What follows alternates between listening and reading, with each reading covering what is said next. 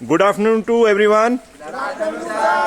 तो आज class 11th में एक इम्पोर्टेंट टॉपिक जो बच्चों को समझने में बड़ी प्रॉब्लम आती है, जिसको हम बोलते हैं हीट को ट्रांसफ़र करने की 3 विधियाँ। इसको हम एक एक्टिविटी, एक गतिविधि के द्वारा समझने की कोशिश करते हैं। तो आप लोगों को पता है ऊष्मा को एक प्लेस से दूसरे प्लेस तक भेजने के लिए 3 विधि का यूज़ किया जाता है।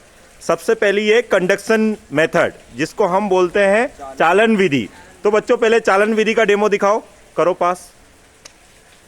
ये देखिए, हर एक मॉलिक्यूल से पास होकर ये हीट ऐसी जाती है, तो इसको हम बोलेंगे चालन विधि। ये लास्ट जहां तक जिस सोर्स से हमें आखिरी एंड तक जहां तक भेजना था, तो ये विधि को हमने बोला है चालन विधि। अब ये एक बार जाकर दे दो वापस बेटा। तो ये हमें चालन विधि समझ में आ गई होगी कि सारे मॉलिक्यूल को टच होकर जो जाती है वो विधि को चालन विधि बोलेंगे। अब दूसरा तरीका अपनाओ बेटा, खुद जाकर इनको दे दो। देखिए जा रहे हैं लेकर। अब ये जो विधि है, इसमें जो खुद आकर दिए हैं, इसको हम बोलते हैं संवहन विधि। क्या बोलेंगे? जिसको हम इंग्लिश टर्म में कन्वेक्शन बोलते हैं। कन्वेंशन।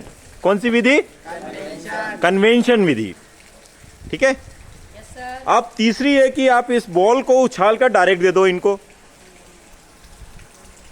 ये देखिएगा, ये जो तीसरी विधि है, ये हमारी कौन सी है? रेडिएशन विधि। कौन सी विधि?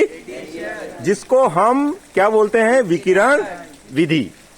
रेडिएशन मेथड या विकिरण विधि। अब मुझे एक बात बताइए, तीनों मेथड में से कौन सी मेथड फास्टेस्ट होगी? कौन से में जल्दी ये जो हीट ट्रांसफर होगी बताइए? विकिरण में। क्योंकि देखिए, संवहन में सबसे पहले तो किस में हम बात कर रहे थे? नहीं, सबसे पहले हमने चालन विधि की बात की। चालन में पहले ये मॉलिक्यूल के पास, ये मॉलिक्यूल के, तो उसके पास जाने में टाइम लगेगा। दूसरी हमारी कौन सी थी? संवहन।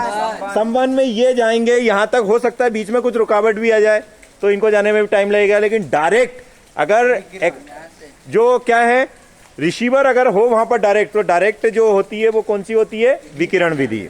तो आई होप तीनों विधि का कॉन्सेप्ट समझ में आया होगा आपको।